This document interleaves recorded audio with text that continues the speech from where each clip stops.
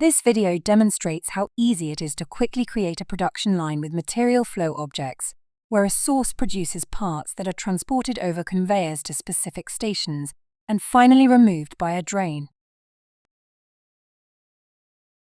To get started, start plant simulation and create a new model.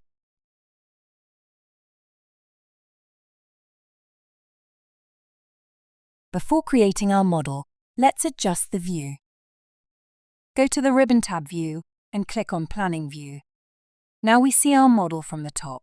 This makes it easier for us to place the objects on the right place.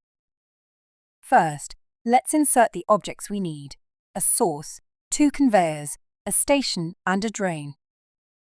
To do this, select the source, move the mouse to the desired location within the frame, and click the left mouse button. This action inserts an instance of the source. The source generates parts and acts as a system boundary. Double-click on the source to open its dialog. Change the quantity from -1, which means the source produces parts endlessly, to 100 parts. So our simulation concludes after producing 100 parts. Click OK to save the change. Next, select the station from the toolbox and move the mouse to the desired location within the frame to place it. The station serves as an abstract representation of processes applied to parts. In the object dialog, you can manage and parameterize the procedure times of your station, such as the processing time, which you can change to a stochastic distribution. The parameter mu of data type time denotes the mean value of the normal distribution, while the parameter sigma of data type time represents the standard deviation of the normal distribution. Additionally, the optional parameter lower bound of data type time indicates the smallest value that the distribution can take, and the optional parameter upper bound of data type time denotes the greatest value that the distribution can take. Now, let's insert 2 conveyors. Select the conveyor from the toolbox and place it between the source and the station within the frame. The first mouse click establishes the starting point, while the second click sets the end point of the conveyor.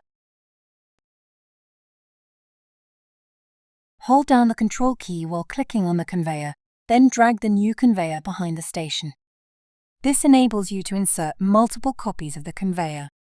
A conveyor is utilized to transport parts to the next work section. In the Object dialog, you can configure parameters such as the speed and acceleration of a conveyor. Next, we connect the objects so that the parts can move from object to object throughout the plant. To connect multiple objects one after the other, select the connector from the toolbox, then hold down the Control key while clicking on the objects in the frame. To terminate connect mode, click the right mouse button or press the Escape key. The connector establishes the material routing.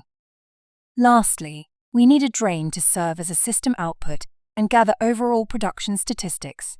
To accomplish this, select the drain from the toolbox and drag it behind the second conveyor.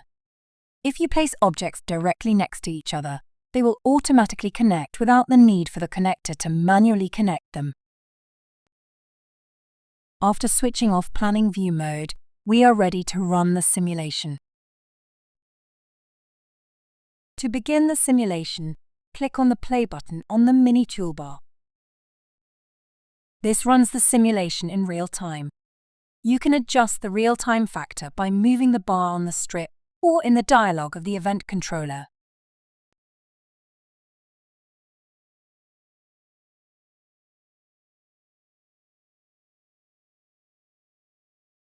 In plant simulation, the simulation occurs through individual events.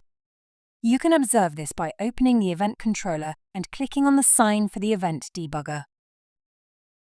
Alternatively, you can open the event debugger by clicking on the event controller while pressing the Shift key. All steps of the simulation are listed here. You can utilize the Fast Forward mode to run the simulation directly to the end. To review the results of the simulation, open the dialog of the drain and click on Type Statistics to view the most relevant statistical data of the produced parts. Here, you can observe, for example, the total throughput, which is 100 parts, as we set the amount of the source to 100. Material flow objects can have multiple successors.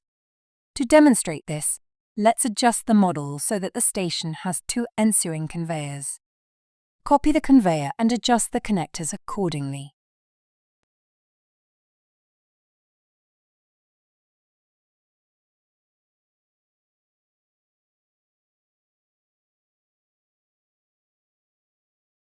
Now, we can manage the exit strategies of our station. To do so, open the dialog of the station and click on the Exit tab. Here, you can change the exit strategy, for example, to Random. This strategy will distribute the parts to a randomly selected successor. As you can see, there is a checkbox that we can select. This checkbox determines whether a certain part being transported to its destination should be blocked if the destination cannot accept it. When you select blocking, the part will only move on if the desired successor can receive it. When you clear the checkbox, the part will move on if any of its successors can receive it. Now reset and start the simulation again.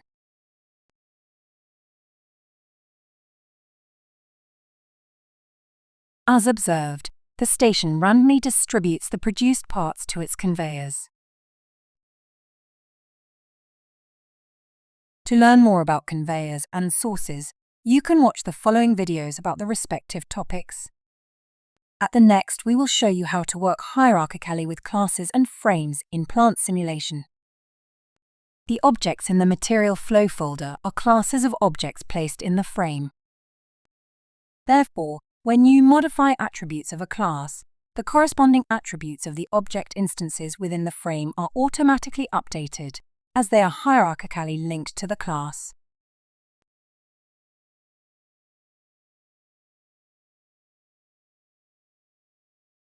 In plant simulation, you can create multiple instances of the same object by right-clicking on the object you want to duplicate and selecting Duplicate. Duplicates will be placed in the User Objects folder, which automatically opens when you create a duplicate. Change the name of the duplicate to My Station and drag it to the User Objects ribbon in the toolbox.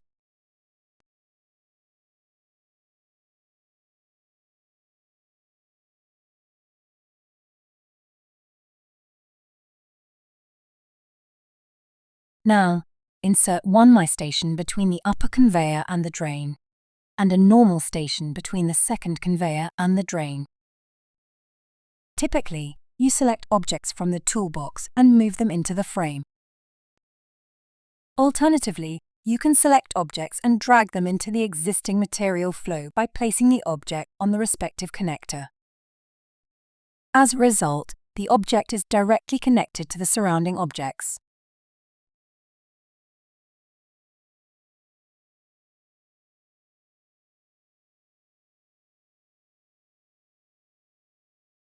Change the attribute processing time to 35 seconds in the class My Station.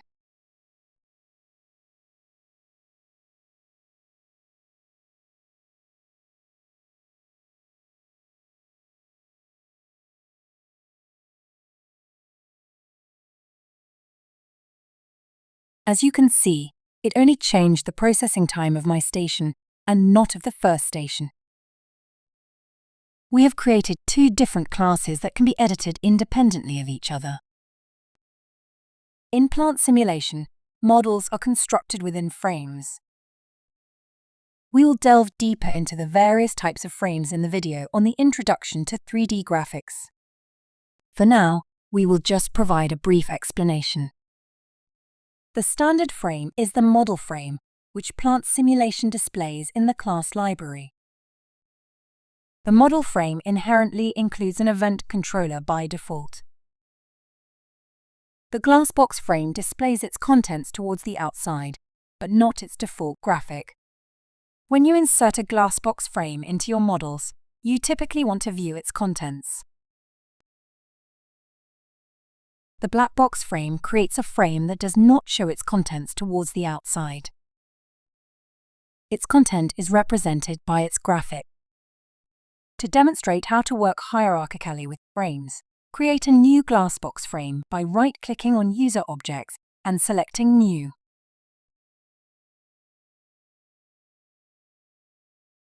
Then we delete the default graphic of the frame. Now rename the frame to Complex Machine.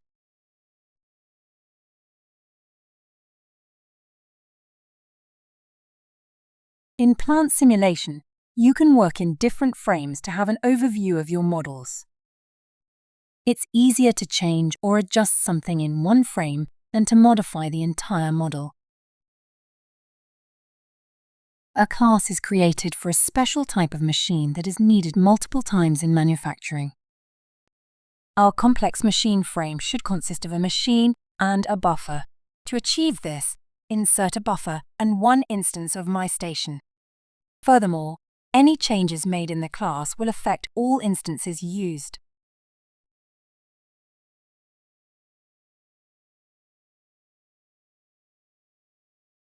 Before we insert our complex machine frame into our model, let's make some adjustments.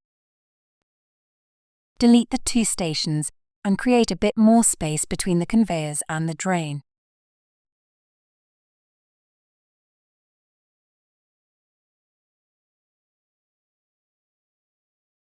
Now, insert two instances of the complex machine frame onto each conveyor, and connect the buffers with the conveyors and the stations with the drains.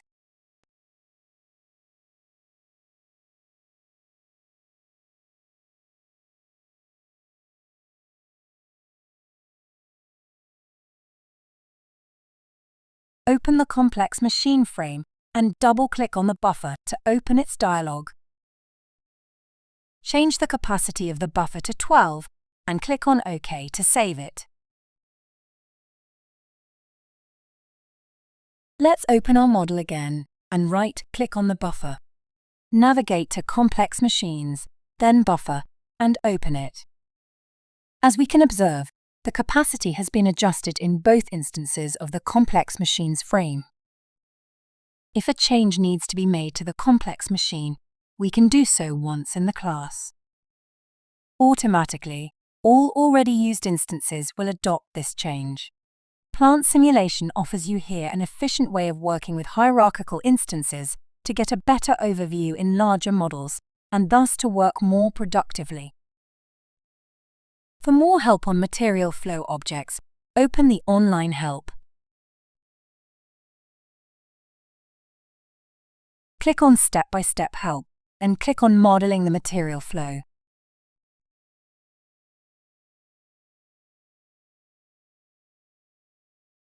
That was a short introduction to building a simple model and how to deal hierarchically with classes and frames in Plant Simulation.